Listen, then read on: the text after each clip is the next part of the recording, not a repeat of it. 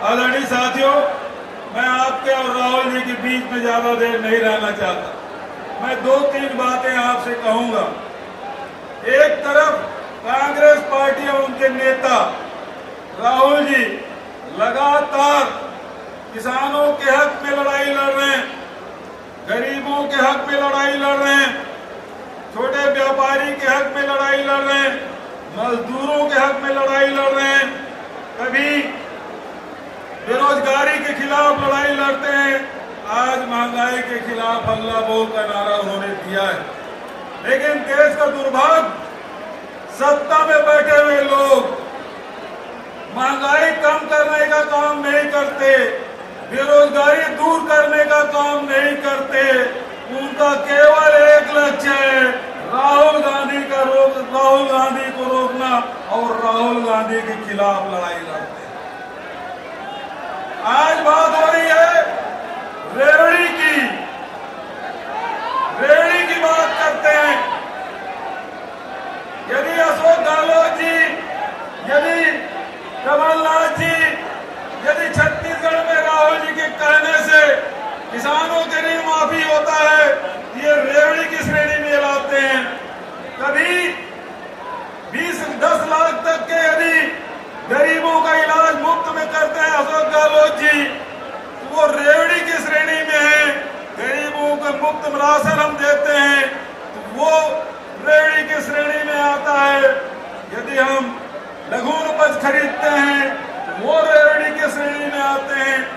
जब हम कांग्रेस पार्टी हमेशा गरीबों के, मजदूरों के, किसानों के हक में लड़ाई लड़ते हैं। ये सत्ता में बैठे हुए लोग इसे रेवड़ी कहते हैं।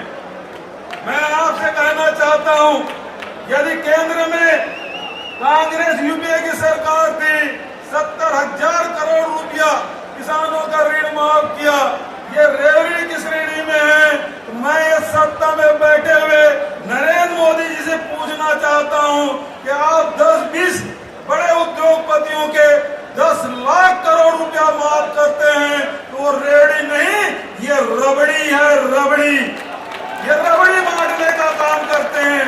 और हम जो गरीबों, किसानों, मजदूरों के हक में फैसला करते हैं उसे रेवड़ी कहते हैं। अरे हम श्रम का सम्मान करने वाले लोग हैं, मेहनत का सम्मान करने वाले लोग हैं, और ये मेहनत का अपमान करने वाले लोग। आज महंगाई, एक तरफ महंगाई बढ़ती जा रही है, दूसरे तरफ लोगों की आय में कमी होती जा रही है। दोनों तरफ से मार लोगों को पड़ रही है और ये लड़ाई कांग्रेस पार्टी लड़ रही है और कांग्रेस के नेता राहुल जी लड़ रहे हैं। मैं कहना चाहता हूं, राहुल जी इस रामलीला मैदान में जब हुंकार उन्होंने भरा है, सरकार को पीछे हटना पड़ा है। चाहे वो किसानों के जो यूपीए सरकार में मुआवजा का प्रकरण लाया था, 3 बार अध्यादेश लाकर उसे वापस करना पड़ा। राहुल जी ने कहा ये 3 काले कानून है, 1 साल के भीतर में वापस करना पड़ेगा। और राहुल जी की बात सही साबित हुई और केंद्र सरकार को पीछे हटना पड़ा है।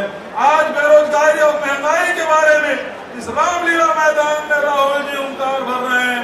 मेरा दावा है केंद्र सरकार ये महंगाई भी रोकने के लिए बाध्य होगी। मैं इन्हीं शब्दों के साथ आप सबको नमन करते हुए महंगाई के खिलाफ हल्ला बोल करने के लिए देश के कोने कोने से आप सब आए, आप सबका नमन करते हुए, आप सबका स्वागत करते हुए अपनी वाणी को ही विराम देता हूं। धन्यवाद। जय हिंद, जय छत्तीसगढ़। तथा सदस्यगण, आज हमें बहुत खुशी है कि हमने दिल्ली में राहुल जी के आदेश के मुताबिक एकत्रित होकर महंगाई पर जो अपनी आवाज को बुलंद किया है, हम विश्वास दिलाना चाहते हैं राहुल जी को कि राहुल जी इस मुहिम में हर स्टेट से आपको आश्वासन और समर्थन मिलेगा। हम लोग अपने अपने जगह में भी ये महंगाई और बेरोजगारी के खिलाफ आवाज को उठा रहे हैं।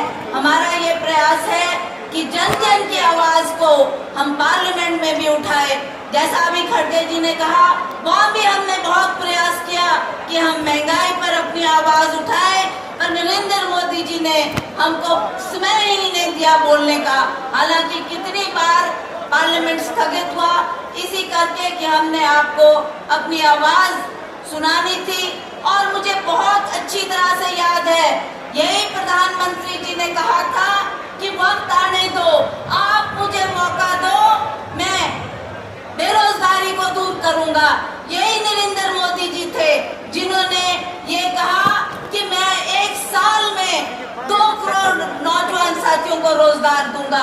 हम पूछना चाहते हैं प्रधानमंत्री जी, आज तो आपको कुर्सी पर बैठे 8 साल हो गए, आपके वचन के मुताबिक 18 करोड़ बच्चों को, 16 करोड़ बच्चों को रोजगार मिलना चाहिए था। पर हमें दुख है कि आपने ना वो रोजगार की बात कही और ना ही आपने महंगाई पर बात की। आपने भी बार बार कहा था, जब ये गैस का सिलेंडर 450 रुपए का था, आपने कहा मुझे मौका दो, मैं इस महंगाई को कम करूंगा।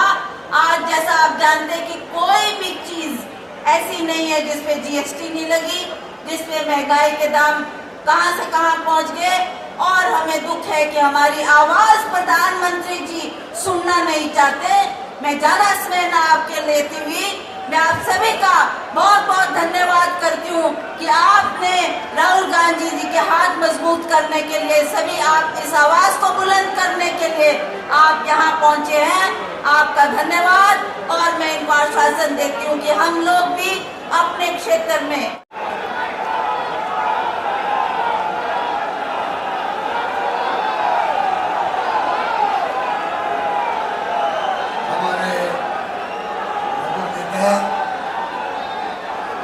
आदरणीय राहुल गांधी जी, मल्लिकार्जुन खड़गे साहब, अली चौधरी जी, भूपेश बघेल जी, तमाम हमारे मंच में बैठे हुए तमाम हमारे वरिष्ठ नेतागण, कुछ बुजुर्गों, भाइयों और बहनों, नौजवान दोस्तों, आज रामलीला मैदान एक इतिहास बनाने जा रहा है।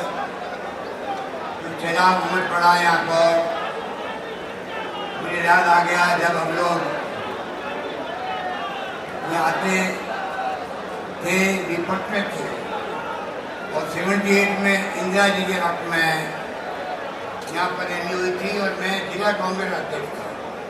अब सोच लीजिए उस वक्त जो माहौल था, राहुल जी मैं वो माहौल आज देख रहा हूँ, इसके अपने मायने हैं। पूरे देश के जो हालात हैं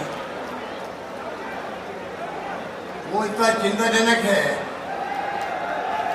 कोई सोच नहीं सकता। संविधान की धज्जियां उड़ रही है, लोकतंत्र खतरे के अंदर है। मोदी जी जब 14 में कैंपेन करते थे देश के अंदर, काला धन लेके आऊँगा, महंगाई कम करूँगा, 2 करोड़ प्रतिवर्ष रोजगार दूंगा, और क्या नहीं बोलते थे। अगर उनका भाषण सुन ले वहाँ पे जनता तो हमें कहने की कोई आवश्यकता ही नहीं। और तमाम बातें बोल गए। हमारी सरकार के वक्त में जो आंदोलन करवाए गए थे दिल्ली के अंदर, अन्ना हजारे जी से भी, एक केजरीवाल आज जो राजनीति कर रहे हैं वो भी हदें पार कर रहे हैं असत्य बोलने की। किस प्रकार देशवासियों को गुमराह कर रहे हैं, पूरा देश देख रहा है। तो आप सोच सकते हैं वो षड्यंत्र था हमारे खिलाफ, शानदार काम हो रहा था यूपी गवर्नमेंट में। सोनिया गांधी जी ने मनमोहन